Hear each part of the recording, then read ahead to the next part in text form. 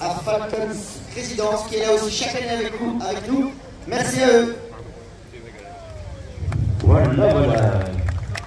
Bon. Est-ce que vous êtes tous en forme? Oui, oui. Alors, bienvenue dans le monde de la fauconnerie. Alors, deux, trois petites choses à pouvoir respecter, surtout avant qu'on fasse voler les quelques oiseaux. Alors, c'est de bien vouloir pied un maximum les gros chiens, les petits chiens, ou alors les petits vraiment, pour vous montrer un petit peu la différence dans chaque espèce. Donc, pourquoi est-ce qu'il a un petit truc bizarre sur sa tête? Surtout que le petit faucon qu'Axel a sur le poil, ça s'appelle un chaperon. Et c'est ce qui permet d'avoir un oiseau qui est beaucoup plus calme. On peut prendre même le cheval et se mettre à galoper avec celui-ci sans que ce soit la panique. Par contre, le faucon qui n'est pas chaperonné, mais lui, il a été élevé à la main, donc il n'a pas peur. Par contre, si on viendra prendre un cheval et commencer à galoper, eh bien, ce sera la panique à bord. Donc, ici, il est déchaperonné tout simplement pour vous le montrer, puisqu'il n'a pas peur du tout des gens.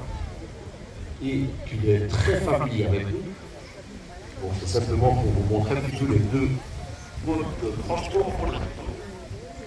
Il faut savoir que les faucons, eh bien, ce sont des oiseaux qui ont une physionomie et surtout de physique telle que F16, donc la Formule 1 de la fauconnerie. Donc, ce sont les oiseaux les plus rapides du monde. Ils sont vraiment taillés pour arriver à des vitesses vertigineuses.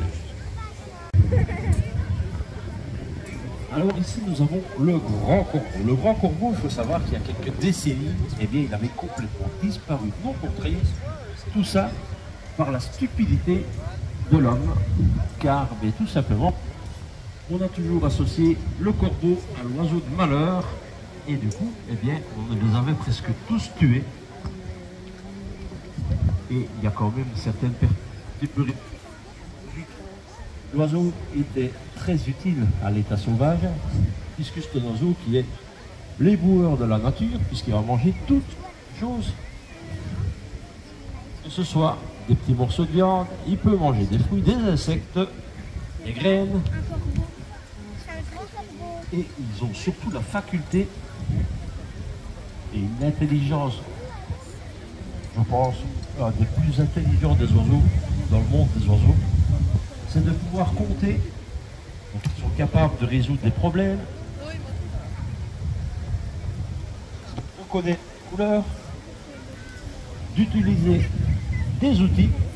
Ah ben oui, il y a une banane.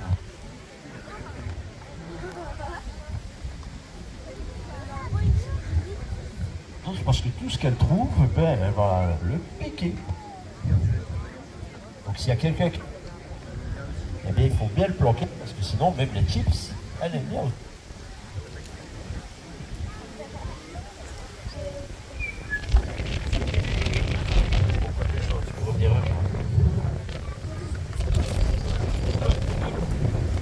Voilà. Donc ça, c'était notre copine Jackie.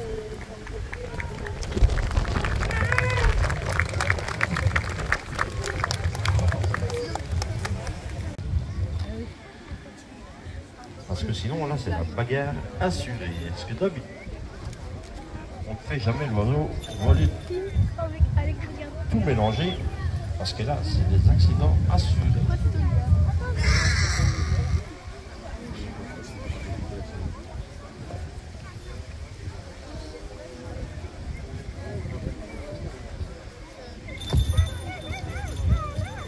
Alors, le premier qui vient d'arriver, eh bien, c'est une buse de Harris, et aussi la deuxième buse de Harris.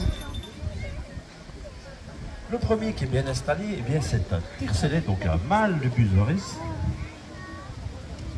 Et voici la femelle. Vous savez comment est-ce qu'on reconnaît les mâles et les femelles dans les buses? Non, vous n'avez pas d'idée? Ben, le mâle, c'est toujours le plus beau, le plus courageux, le plus rapide, le plus efficace. La femelle, ben, c'est la femelle. Non, je rigole, la femelle est toujours plus grosse que le mâle. Ah, ils ont tous bien envie de voler, il y a plein de vent.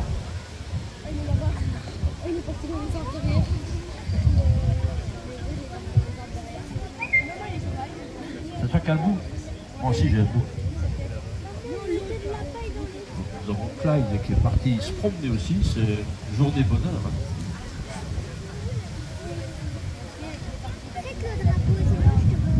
Encore il y a du vent ici.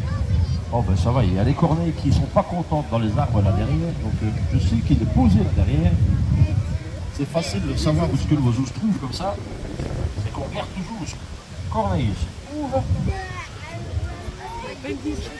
pour pouvoir repérer notre oiseau. Un qui part, un deuxième qui déconne, on va garder le troisième sur le point, hein. On va passer près de vous. Bon, normalement, je suis censé faire voler, mais bon, ils n'ont pas trop de coopération avec moi. Non. Alors, la buse de la Rice, eh bien, l'état sauvage, eh bien, ce sont des oiseaux qui sont très redoutables parce qu'ils ont la faculté et surtout la particularité de chasser en meute. Donc, on les appelle aussi des loups du ciel. Donc, c'est ce qui fait que l'oiseau est beaucoup plus efficace en bande. Et du coup, et grâce à ça, ils ont beaucoup plus de chances de capturer les proies. Donc, grâce à leur rapidité, parce que par rapport aux buses qu'on a ici, eh bien, la buse est beaucoup plus courte sur les ailes, donc elle a les ailes beaucoup moins longues. La clé de ceci, c'est qu'ils vont nourrir les jeunes tous ensemble. Donc, par exemple, les jeunes qui sont nés l'année passée, eh bien, vont élever les parents à élever les jeunes qui sont nés cette année-ci pour pouvoir avoir le maximum de chances d'avoir des jeunes qui sortent le plus vite du nid pour augmenter la famille. Alors la femelle ici fait plus ou moins chien quelque part, mais pourquoi est-ce qu'elle crie comme ça? Bien tout simplement parce que c'est, comme je l'expliquais tantôt, c'est un canidé, donc c'est l'ennemi principal du rapace. Donc pour ça, eh bien l'oiseau n'est pas content de voir le chien, donc c'est pour ça qu'il le fait comprendre en criant un peu bizarrement. Alors le temps de prendre le c'est les yeux.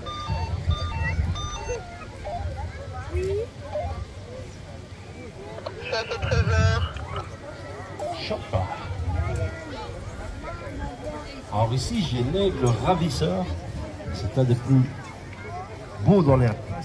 Et surtout la particularité de l'aigle, c'est par rapport à son plumage, il est plumé jusqu'en dessous des plumes, des pattes. Donc c'est vraiment la particularité de l'aigle. Alors ce sont des oiseaux qu'on utilise aussi pour la chasse au bas vol. Celle-ci s'appelle Hera. Elle fait plus ou moins 1,80 m d'envergure. Et la particularité, donc ce sont des aigles qui proviennent plutôt de la région d'Afrique du Nord, c'est qu'ils vont, comme leur nom l'indique, donc ravisseurs, piquer plutôt les proies. Aux petits rapaces qui se sont bien fatigués à attraper leur petite prise. Et du coup, il n'y a pas de grosseur pour faire peur aux autres.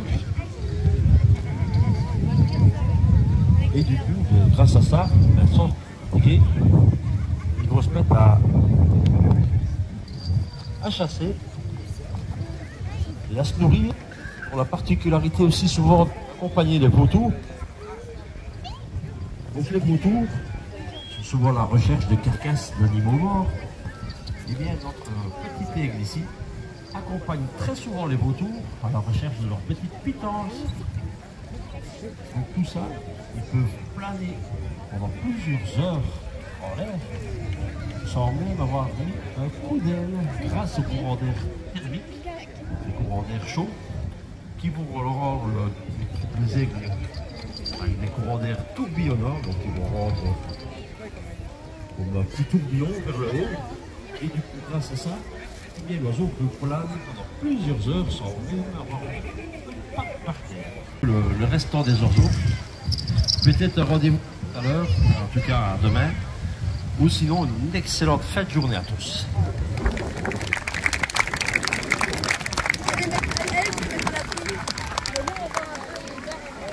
Mec, on va pas partir, ça peut voir. Hein? On se met où alors?